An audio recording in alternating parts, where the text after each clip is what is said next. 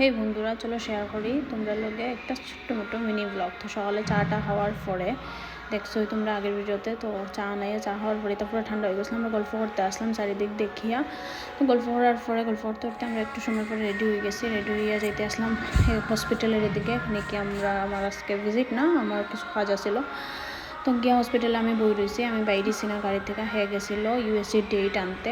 আমি বাইরে সিনা কারণ শরীরটা একদম ভালোই লাগে না। সবই জানো যে এই সময়টার মধ্যে এর মধ্যে কেউ নাই, মাতারা আইব, বাট একটা সুবিধা করিয়া তো আনতে লাগবো। আমরা দুজনেই খুব অসুবিধাতে থাকি আর বলতে জাস্ট ঘরই লুয়া হয়েছে, জিনিস এখনও আইসে না। রান্না বাড়া সব খাওয়া দাওয়া আমরা নিজেই বাইরের থেকে আনিয়া খাওয়া দাওয়া করা। ওর আজকে 2 দিন হয়েছে ঘর লইছে, তো 2 দিন থেকে বাইরের থেকে খাওয়া দাওয়া। ওর এখন পর্যন্ত জিনিস আইসে না, জানি না কোন দিন আইব। জাস্ট জিনিসের ওয়েট করলাম।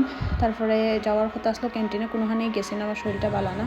তো এখানে কার ওয়াশ করাইতে আইসে, কারণ গাড়ির অবস্থা আসলো না ধুলা বালিয়ে। তো গাড়িটাই ওয়াশ করাইয়া খুব সুন্দরই লাগে দেখতে, কী অবস্থা আসলো ধুলা বালিয়ে। গাড়িটাই ওয়াশ করাইয়া আমরা ঘরে আই গেছি, কারণ আর কোনোখানেই গেছি। এই ছোটো মোটো ব্লগটা ভালো লাগলে তোমরা লাইক কমেন্ট শেয়ার করে দিও। টাটা।